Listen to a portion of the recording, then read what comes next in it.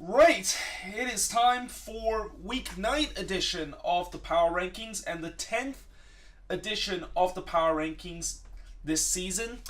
And before I start the Power Rankings, I just want to quickly mention that next week I will be doing kind of a quarter report of all these teams in the MLS in terms of power rankings to see what exactly is the average in terms of the first 10 weeks in, because we're kind of like about a quarter way through the season. We're almost 1/4 away the season. Well, not almost. I think we're already there after week number 9. So, yeah, I'm going to do that probably next week. And yeah, let's begin this power rankings, and we start in the bottom position, and there is another change in the bottom position, and this team actually was there a couple of weeks ago and now are making their return in the bottom, and that of course is DC United. So DC lost 3-2 to Philly, and it's pretty clear that when you lose to one of the worst teams in the league, and even though it was on the road, you deserve to get knocked down a lot. And in this case, that is what exactly happened. And really, for DC United, that win against the Columbus Crew was a miraculous win. I mean, if it wasn't for that win, they probably won't actually kind of like move up or so. But if they kind of like go back and like what they did against the Union and sucking again, they were going to return to that spot. So yep, they returned to that 23rd spot for this week. And in 22nd, this team moved down one spot from last week. And that, of course, is Montreal. And the winning, or the winless, I'm not quite sure why I say winning. That's pretty much the opposite of what Montreal has been. But the winless run is just continuing for Montreal. I think this is now 4 straight losses for Montreal, if I remember. So yeah, they are literally one of the worst team right now, and they give it their best against Atlanta, but ultimately they just pretty much collapse right near the end. And for Montreal, it is just these last couple of weeks has been really, really bad. I mean, on all sides of the field, they have just looked not good at all, and they deserve to be in the 22nd spot. And in 21st, this team dropped 2 more spots. And it's sad to say this, but it has to be my Quakes. And you're going to see in a bit, this bottom row will be made up of mostly teams that have gone winless in a long stretch of period. And that, of course, is where the Quakes have been. They have gone through now 6 games without a win.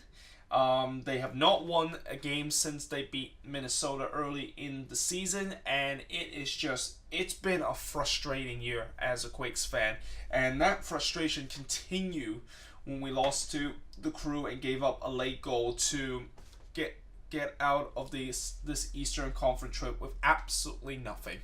So the Quakes are in 21st, and in 20th, this team won this week, and this team was on a long winless run until they met a team that decided to just give them a win, and that is the Union. And the Union, of course, won 3-2 in that game against DC United. And, it's pretty much the same reason for DC United. DC United deserved to be in dead last and drop pretty much 6 spots. And also, I forgot to mention, they are also the biggest loser. Or are they? Oh, wait. No, they're not. Never mind. Just pretend I didn't say that. But when you lose to Philly, who is equally the worst team in the league, you deserve to be in this bottom. So, and for the Union, the only reason why I moved them up is because some of the team around them lost also, and I don't really have anywhere. I can't really put them in 23rd because the team that they lost to was DC United, and they deserve to be in the last spot. And the Quakes and Montreal, and I could argue maybe the Union are worse than them, but just I guess if you're a Union fan, you probably are happy the fact that you moved up in the rankings, because I just have a feeling that in the next game, if they lose again, then they are moving back down, because it is sad right now to be a Union fan. Even after the win, that win against DC United, I'm pretty sure it has to be a big asterisk, because DC United is just as bad as Philly right now. And in 19th place, this team moved down 1 spot from last week, and that, of course, is Colorado.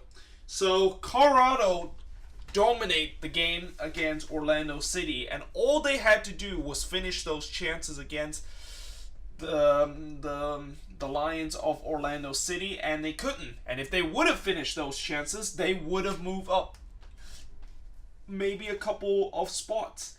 But they didn't. They lost that game at home, and they moved down 1 spot from this. And that has to be a frustrating kind of loss for Colorado, because they certainly look very good in that game. They definitely outplayed their opponent, but unfortunately, their finishing let them down, and the other team were more clinical, and that's why they didn't get any points out of that one.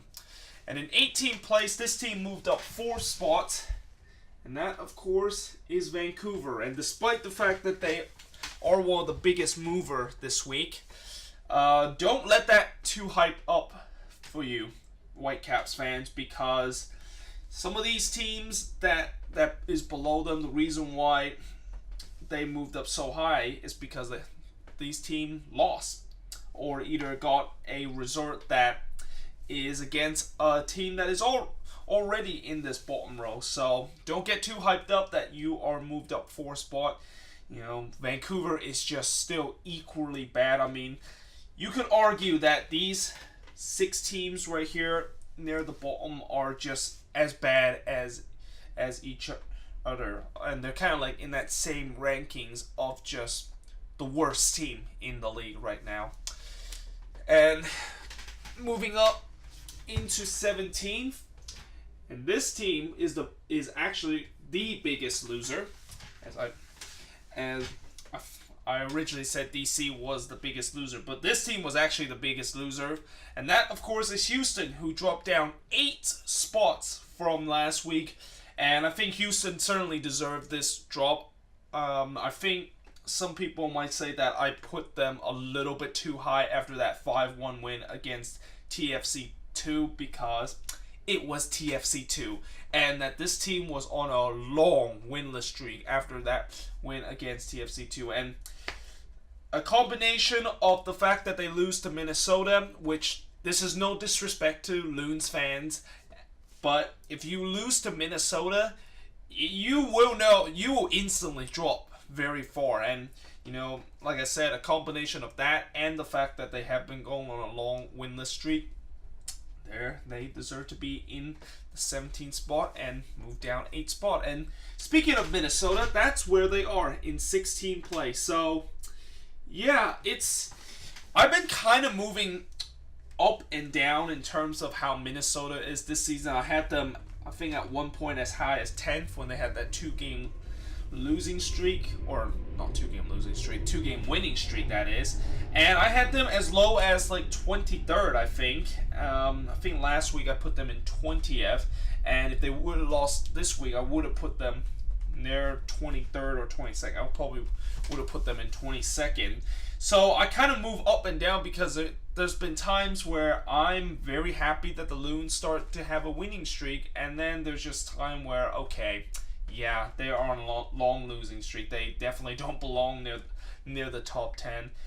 But they did get a win this week, so I guess I can move them up one bit. I just want to see Minnesota to be kind of successful, because I just think that, you know, this team is certainly one of the more underdog story of this league.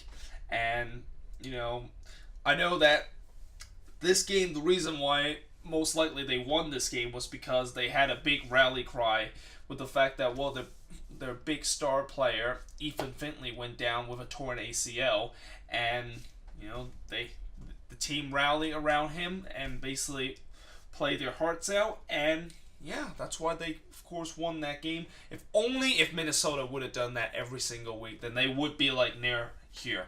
They would be near kind of like the playoff spot.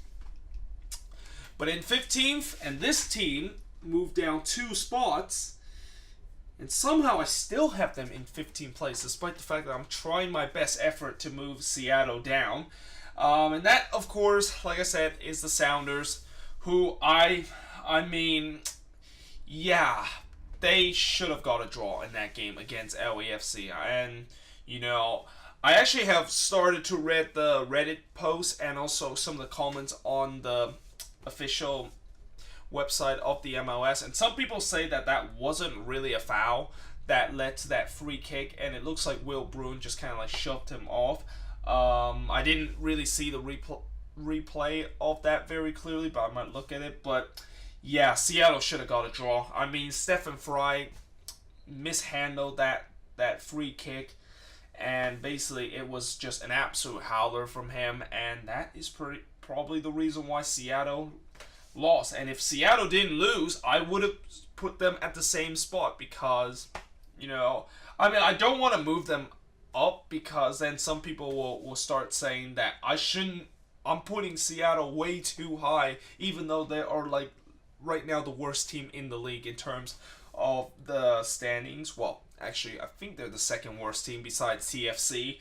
But yeah, I'm now moving them into 15th place, and we're gonna see how if the Sounders can, in the next couple of games, if they continue losing, that I will continue to try to slowly put them down. But at the same time, you also got to consider the Sounders still are dealing with some back-breaking injury. I know that in this game, that Chad Marshall wasn't in that game against LAFC, and I forgot to mention that in the review too. But yeah, the reason why I still haven't moved them all the way down near the bottom of the order is because they've been dealing with injury, CCL commitment, and also just bad luck, pretty much. And in 14th, so this team is very similar to what I say about Minnesota, and that is Chicago, who is now up to 2 spot after they got a draw against TFC. You know, Chicago, at one point I had them as low as around the bottom row, and then at some point I had them as high as like 12 and 11 after they got a 2-1 win against the Red Bulls. Or actually, I don't think I had them in I think this is right near the highest that I have put them up. And, you know, for the Fire this season, it's been sort of a rough season in some part, but they have got a couple of big and surprising result. And in this one, certainly this was a big result, getting a 2-2 draw against TFC. And have they not got that 2-2 draw, I would have probably either put them in the same spot or even moved them down, because it's another loss for Chicago, which means that they have to move down. And in 13th, this team did not play this week, but I'll still move them 1 spot up because teams around them either kind of win and lost.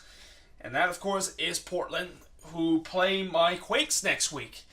And, you know, that is a bad time to play Portland. I mean, a Portland team that is... I mean, one thing I will be a little bit more kind of the silver lining of that upcoming match between the Timbers and the Quakes in terms of the Quakes standpoint is that Portland are not very good on the road, and they historically does not do very well at Avaya Stadium. But at the same time, this is the same Timbers team that got a 3-0 win against NYCFC, and this is a Timber team that has an extra week rest than we have, and we had to travel all the way back to the West Coast after an absolute disaster Eastern Conference road trip.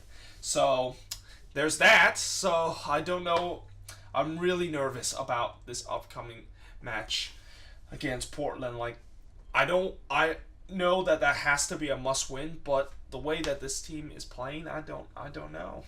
Maybe Portland will, and if Portland can win that, and I think they're moving up in the rankings too. I think now they have 8 points now this season, which I think that moved them up to.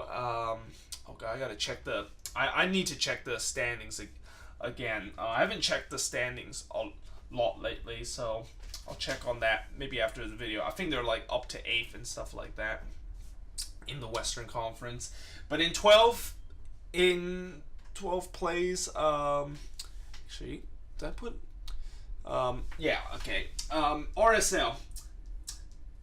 They moved down 4 spot from last week, and for those of you that don't already know, I'm actually looking at the power rankings on a Word document. I basically wrote it on that, and I thought I forgot to put who's number 12. Well, that would have been a disaster too, like doing this video and I misplaced one of the team, but fortunately I didn't, and RSL moved down to 12th place. They lost 4 spots this week after losing to Vancouver. And to be fair, you could argue that RSL probably could have been a little bit more lower. But right now, RSL is they're just so inconsistent right now, because there's just been times where they've been good. I think at time I moved them up right around here. But then there's times that they just look very bad and I had to move down on them. And in this case, I moved them down to 12th place. I think last week was the highest I moved them up. I moved them all the way up to 8th place, which is quite strange because that was the time when they have lost 2 in a row coming into that game against the Rapids. And the Rapids, they're not a very good team on the road, and I still moved them up that high. But it is what it is. RSL back to 12th place, and if they continue losing, they will drop down around this area. And 11th place, this team did not move despite they lost.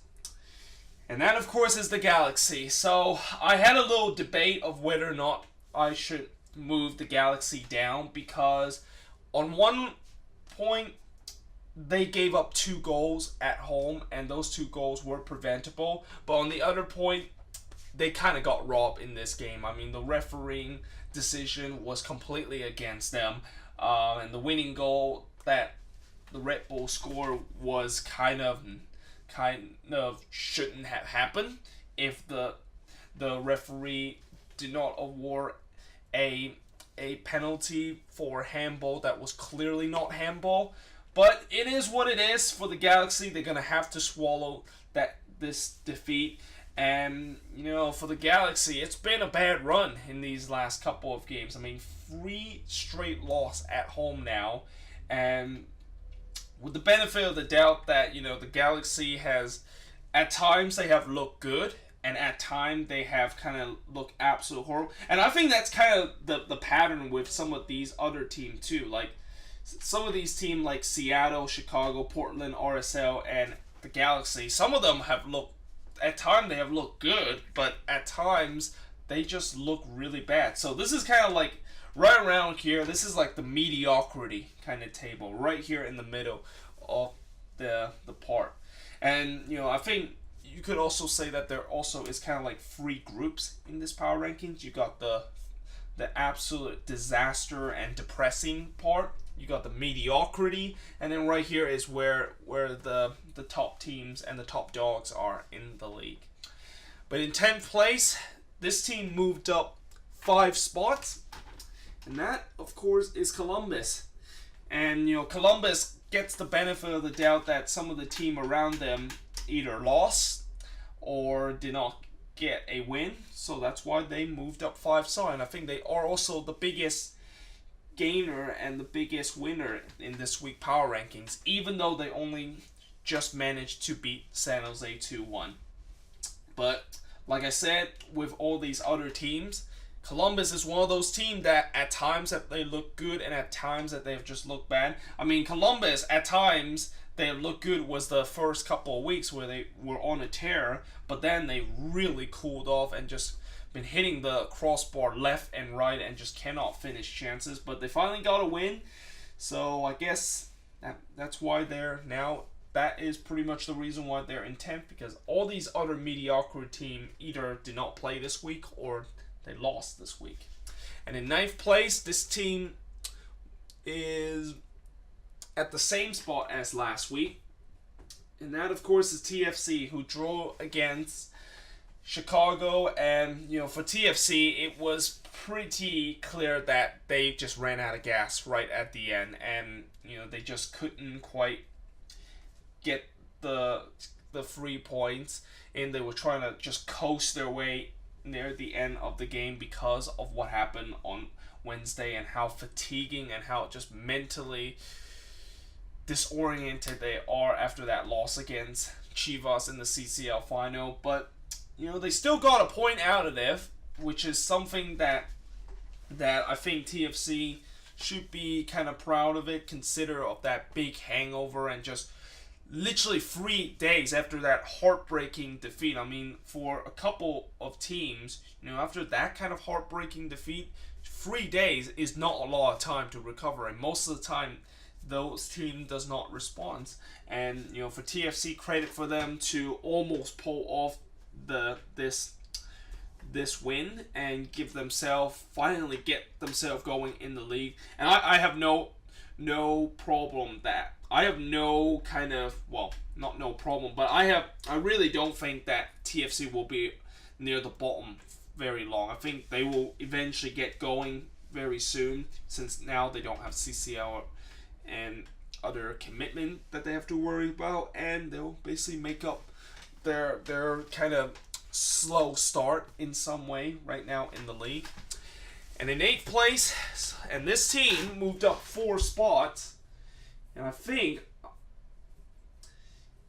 they probably wouldn't moved up 4 spot with the help of the ref, and that, of course, is the Red Bulls. And again, this also had something to do with the fact that, the Red Bulls, the reason why I moved them up 4 spots, kind of like what Columbus is that some of these teams either lost or win, and it was really hard to kind of categorize. I didn't want to move TFC up 1 spot with this draw because they blew a 2-0 lead, and that's always not very good, and especially the fact that they did it at home. And these other team also lost, so I can't really move them up and stuff like that. So yeah, the Red Bulls moved up 4 spots. They're in 8th place, and they're kind of in this spot for majority of the year. I think when I do the video next week and find out the average in terms of the power rankings, I will not be surprised that their average is right around these numbers, because I think the Red Bulls have been around this area for a bit. And I think you also would say that win against the Galaxy, even though they kind of got help a little bit with the ref, is a huge win for them, because that's the response from their loss last week against Chicago. So yeah, they're up to 8th place now, and in 7th place, this team lost this week and pretty much ended the time where every single team, or not the time, but pretty much ended the only team left that is unbeaten, and that, of course, is FC Dallas. Although in this game, I really don't think Dallas played very badly, and I thought they were unlucky at times to not get a goal, and the fact that Sean Johnson decided to, once again, be what he does, and he decided to be an absolute monster of a goalkeeper. And, FC Dallas, I think, so far, if they can continue this kind of way, then I have no problem the fact that they're going to get something out of it. But it still kind of worries me, the fact that, they already got a loss in this really tough stretch that they have in these next couple of games. And, if they continue to lose, then I have to move them down in the power rankings, even though they might have a game like what they did against NYCFC, where they kind of looked pretty decent in a loss, and they were unlucky at some point. And also, it's pretty much the reason why I only moved them 1 spot down. I have to move them down if they keep losing in this tough stretch. So we'll see how that's going to go. And in 6th, this team goes down 4 spots because they lost to New England this week. And that, of course, is Sporting KC. So they were 2nd last week because they won 6-0 against the Whitecaps at home, but they go on the road and they lost 1-0, and they drew a goose egg against New England. And for Sporting KC, I think this is probably the lowest that they've been all season. They've been a team that is right near the top for majority of the time. And in that game against New England, I think that probably is one of the worst, if not the worst performance they had all season. I think the first game was a pretty bad performance against NYCFC, although I think in some way you could say that game they were also kind of unlucky in some way. And yeah, I mean, Sporting KC in 6th right now, and they are actually one of the highest, or actually I was about to say they were the highest Western Conference team in this power rankings. And you know, if you look at this power rankings, you would soon to find out that there are a lot of teams in this power ranking in the top 5 that is from Eastern Conference, which also kind of explains why the East is very strong. And speaking of which, this team moved up to 5th and now is officially in the top 5, and that of course is New England, who, if you guys remember back in the first week of the season, I think I had New England all the way near the bottom, and look where they are now.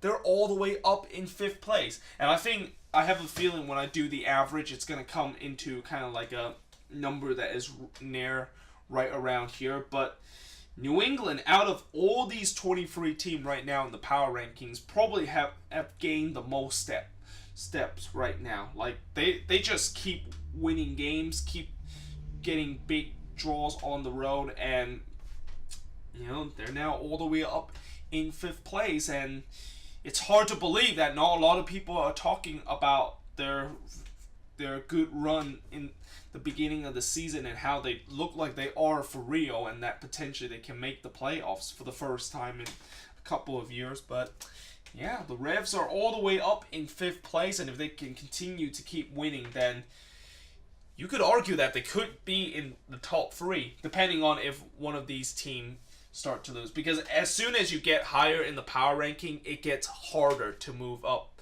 because you're depending on whether or not if the team above you win or not.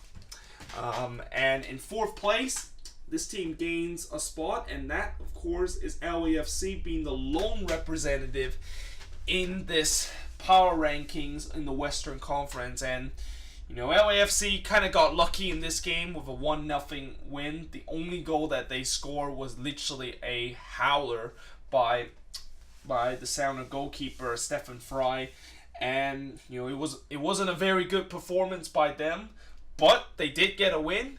And because I think Sporting KC got a loss and that they moved down, they able to gain 1 spot. And I wasn't going to put New England above LAFC because LAFC has been in near this top spot area for a while. So yeah, they of course are now in 4th place. And in 3rd, this team moved up 3 spots after they dropped out of the top 5 momentarily, and that of course is NYCFC.